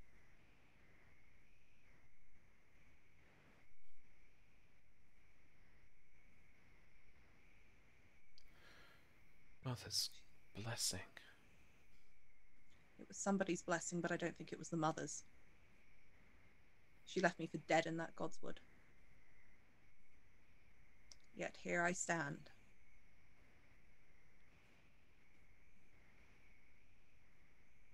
And there is this long, drawn-out, awkward silence before Sir Glendon says, shall we sit down, at least? And he indicates over to a couple of servants just to give people a bit of food. It's after dinner, but maybe this is kind of a bit of supper, and some wine if people want it, or some small beer, just to drink. Samuel will, he's kind of standing towering, right? And as the servants are going around, he's like slowly unwraps his arm, the sling that he's sort of fashioned around his shoulder, his injured shoulder. And he like sort of palms it to a servant, trying to get them to take it as they're passing by. Yeah, they will do. And he will advance to the table and, you know, not seating before Mara, pull out a chair and gesture, and just sort of smile and nod, tired smile to his father and to Lord John. Mara will try to avoid sitting opposite Lord John, because I imagine like Glenden's at the head of the table and Lord John's on one side. She will take whichever seat isn't opposite him on the opposite side of the table. She doesn't want to look. Sure. So you're like a seat down, and then Samuel, I imagine you maybe place yourself next to your father, on that kind of other side. And maybe Samuel's opposite of John. You're opposite John next then, to his for father. Sure. Yeah, definitely. I imagine then Mara's like next to Samuel, so she's not opposite anybody at this table, unless there's other people here. It's Lord John that we have to be thankful for the supplies for this host. And by his graciousness, we are afforded the wages. It is this alliance, this friendship of Marcher Lords that has endured for so many years that I'm particularly thankful of, which is why I wanted to introduce you. You to my son, and you to Lord John. It's good to see you again, Lord John. And you, sir. He says as he kind of bites down, grinds his teeth a little.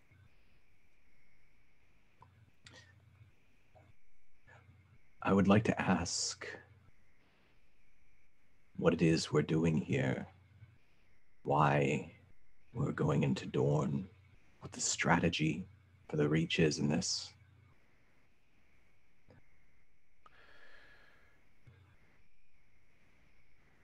We want to prove that the Battle of the Brimstone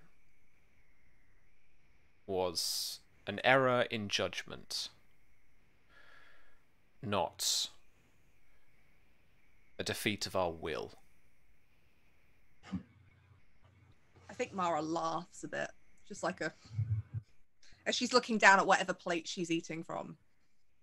But just there's just a sarcastic laugh. Yeah, it's a Glendon who comes with kind of like more positive strategy and what's going to be done. That they're and I'm going to speed this along a little bit for you, Don. Yeah. That they're going to be looking more at raids and smash and grabs rather than the sieges and some of the kind of weird pitched battles that they tried to fight with the Dornish before. It's not, the interest isn't about taking castles anymore as much maybe getting some hostages, getting a ransom. Again, this war is about more of humility and of throwing their weight around and showing the Iron Throne who has the power rather than the seeping influence. Or I would say rather the bedded influence of Dorne in the Red Keep and its court right now. Samuel listens to all of their explanations of what they're doing, trying not to show just how lame he thinks it is, because he does. Yeah. And he continues to drink and to eat and just sort of gives slightly audible noises from time to time. And then once it's all sort of laid out there, he'll look between his father and Lord John and then back to his father at last. And he'll say, if we want to show our strength, Father, Lord John, why don't we also show that we can deliver justice and peace within the Reach itself? Dorne is Dorne. They have their own problems. They fight amongst themselves. We have our own problems in the Reach. The strong alliance of our houses over all these years. And House Peak. It has been whittled away, has it not?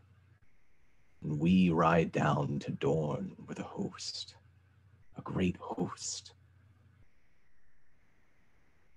When the real enemies are in our backyard.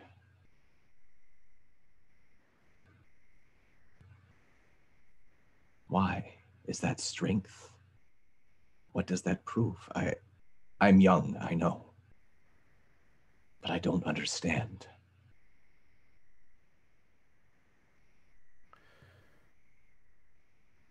This is centuries old. Eons of fighting between the people that are divided by these mountains. It's in our blood, Samuel. We have to show that we can defend our borders. Because the Dornish lords have managed to make it their own way. Like the snakes they are, they have managed to work their way into the court of Westeros. It was one thing for Baelor the Blessed to unite the Seven Kingdoms,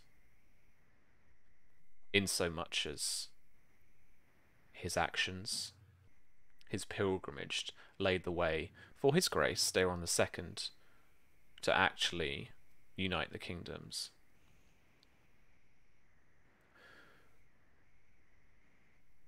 But it's a clever ploy, isn't it?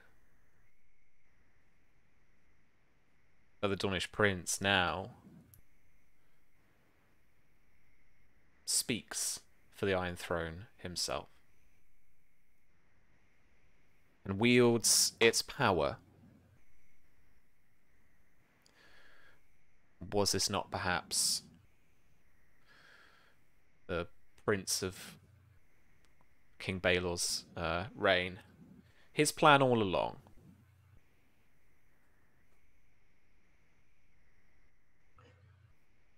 They are taking the Six Kingdoms from under us, proclaiming it a united seven. But they are doing so like a poison, riddling it. I think there's a point where Mara she's eating whatever's on that plate, whatever's been cooked, and she stops. And she's gripping at the cutlery. And as he starts talking about poison, I think she doesn't slam them down into her plate, but she lets them drop, just enough that they're loud. You claim the Dornish are poisoning Westeros, poisoning the Reach. And yet you think that it is wise to fight poison with armies, not antidotes. You say that they sneak in, that they are vipers, and yet you fight them with armies. It seems that the problem that you have is not that the Dornish are somehow more powerful or better. It's that they fight differently, and you haven't learned how to keep up. Which is why this campaign will be different. It's no different to any other campaign. You have a bunch of soldiers. You plan to smash and grab and loot and take hostages, and then go back and sit at the Reach and ask for money so that Dorne have to come groveling to you, begging for their people back, their children back, which will only surely scar those involved so that in another 20 years, those children will grow up to be soldiers who will hate the Reach and try to take power. And the children of the Reach in 20 years will hate them for it too and set out on another campaign just like this. Strength is not in killing your enemies. strength is in turning them into allies that they are indebted to you forever. And how exactly should we go about that?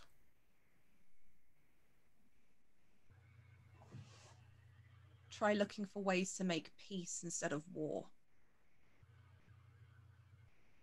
Don't try to fight poison with swords. Fight it with antidotes. What antidote would you prescribe? Well, the one thing the Reach has never been good at doing with Dawn is talking. Everyone is so quick to draw swords. Yet at the tourney that Samuel and I were just at, we managed to have several conversations with Dornish lords who perhaps might be more on your side about the Iron Throne than you think. Forget that the Reach doesn't like that the Dornish have influence there. There are those in Dorne who do not like the dragon at all.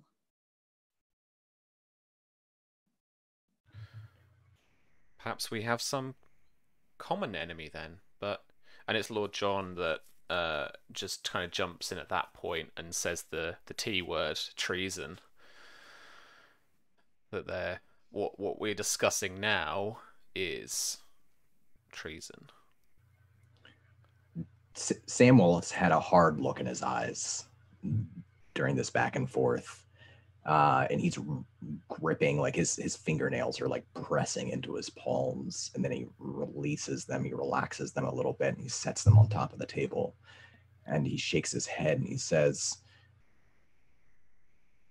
"The Targaryens, the princes, do you not think they're going to see this, what you're already doing, what we're already doing, is treason?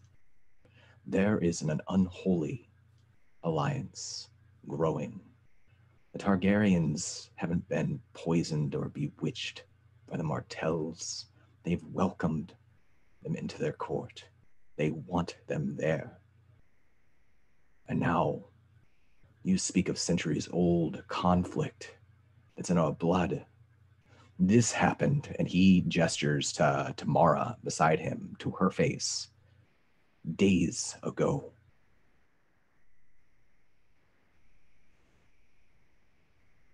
And this was not What are we work going of to the do about Dornish. that?"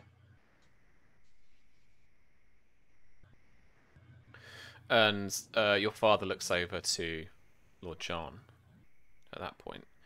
And he is looking at Mara with a sorrowful look in his eyes.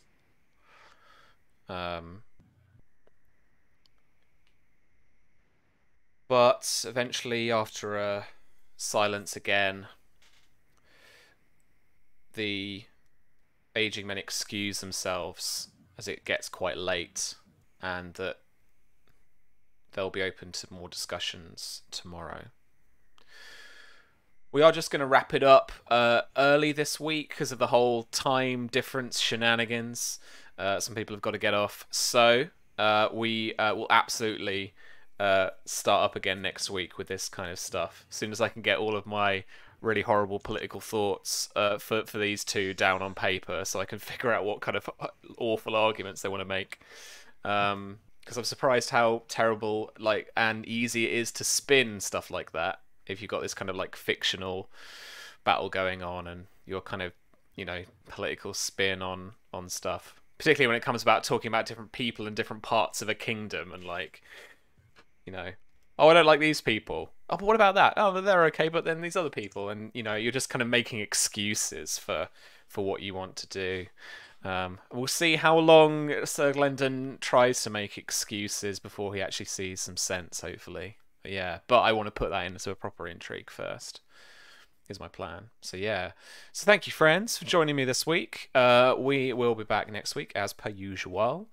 I'll just say before we say our bye-byes with each person, just a reminder that if you're about tomorrow evening, it's going to be same time UK, right, Susie? Yeah, 8 p.m. GMT, which is 4 p.m. Eastern.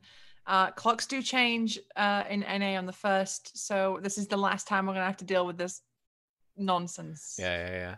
But yeah, tomorrow same time we've got a spy game stream. A little. Well, I'm gonna play. We've got Shauna, one of the artists, friend of the channel, and we've got the very Mark Humes is guesting for us as well as Susie GMs, and we're gonna be playing a little cool one shot, a little spoopy one shot. Where I know the basics of the plot because I kind of prepped the module, but then Susie's going to do all sorts of weirdness to it. Do you know what I'm expecting? I'm expecting some weird Metal Gear Solid-esque octopus guy kind of stuff. I'm looking forward to it. Leave your memory card plugged in, Sam, because I'm going to do a great trick where I read your saves and I'll be like, oh, you like to play Crusader Kings 3? If I have my controller in port 2, though, I'll be all right. Yes. I know that for a fact. Cool. All right. but that's our thing. So yeah, join us tomorrow. Join us next week for our more After the Fire as well. Let's go around very quickly and just do any little shout outs we want to do and say our bye-byes. Don, thanks very much for being with us. I know that yours was one of the schedules that we had to cut short, so thanks for sticking with us. I'm looking forward to more of Sam's intrigues and the eventual dispersal of that finger stabby energy. Yeah, he's keeping it together so far, but he's got, everybody's got their goals, and Samuel has his own goals, and we'll just see how it all plays out. I had a good time today. It's been a few weeks, and I think the last time we played was super smashy. So this was a nice hey, what's actually going on here kind of thing. I feel like we learned a lot, which was cool. Good. Yeah. So I'm always happy to be here. I'm looking forward to playing again next week.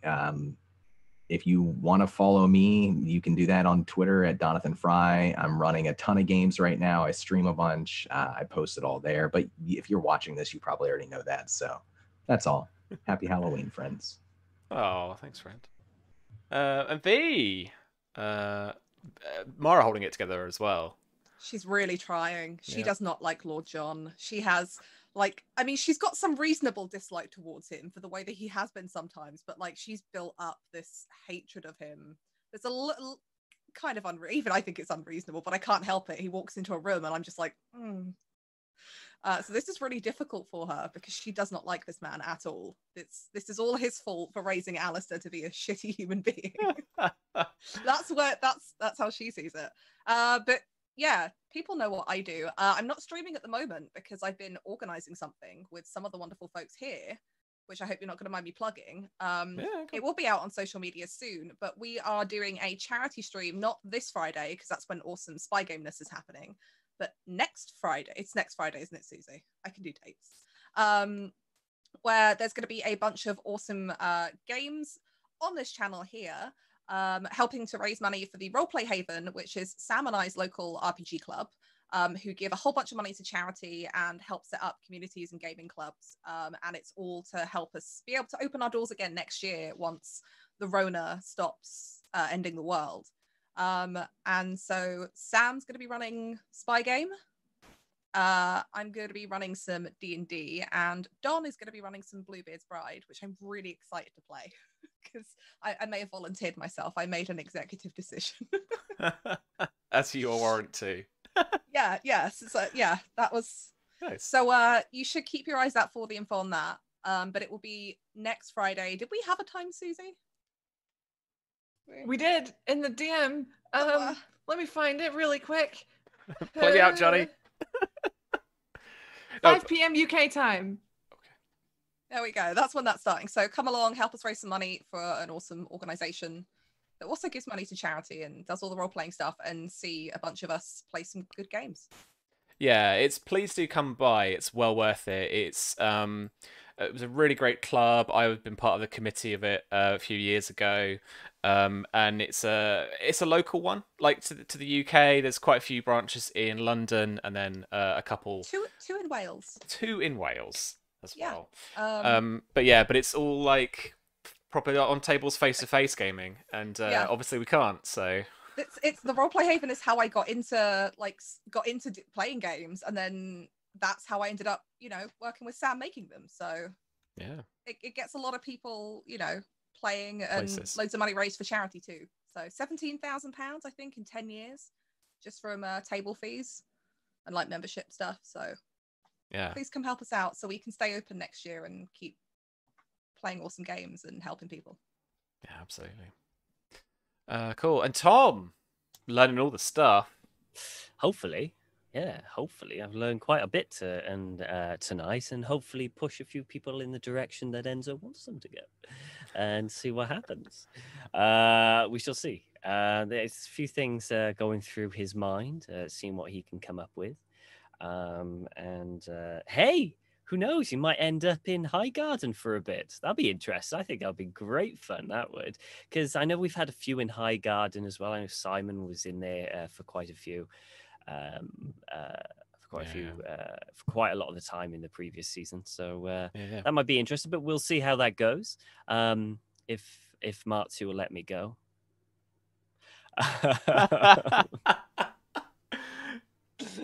But yeah, I am. You can find me on Twitter with Hotflakes Tom, and on Discord if you ever want to chat or anything like that. I'm currently not really streaming at the moment or any other games, so this is really the sole game. So all my energy is focused into this. It's yeah. I can't wait till next week. It's going to be a lot of fun. Sweet, thanks, man. All right. And Susie, play us out. Any other bits and bobs you want to shout out to? So first of all, can't wait for someone in this war tent to be like, look, Samuel, your girlfriend's face got cut up. That's really sad. I'm gonna weep for you, but like it doesn't fucking matter. There's the kingdom at stake. Get over it. And I'm also gonna grass on them so fucking hard to everyone. I'm telling everyone where you fuckers are. Cannot wait to bring the pain. But yes, as for my stuff, as Sam said, tomorrow, Spy Game stream, 3 p.m. GMT,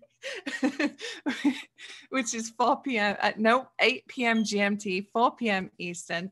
And I now am GMing a Game of Thrones campaign all of my own on Monday on Encounter Roleplay called For the North. They have set up a counter in the chat for how many times I say bastard. We are already approaching double digits after the first sentence at first stream. So tune in for that. It's appropriate. And then, my streams are on my channel, which is twitch.tv/Susanna Grace. I stream on my channel now Tuesdays, Wednesdays, and Fridays, where I am a lovely, innocent school teacher in the Wild West who's never done a thing wrong in her life. Lies. And when V is back streaming, we'll be hitting back up on Siege for Fragging Friday. But for the time being, it's all cowboys all the time, baby. So that is my stuff. Thanks. Also, we made a freaking RPG. Buy it. Yeah, please do. Please head over to Strive Through RPG or blackcatsgamingshop.com to pick up the PDF of the Spy Game. We're playing it tomorrow, and let's chuck over to High Rollers as we're guesting Mark tomorrow, and they're playing Curse of Strahd right now, and they've all got stupid makeup on, so it's gonna be great. So stick around for that if you fancy a bit of that. But thank you so much for joining us, friends. As I said, we will be back next week as per usual, and of course for that special tomorrow. So if you're around, please do head over to us 8 p.m. GMT. We'll see you then. Ta-ra.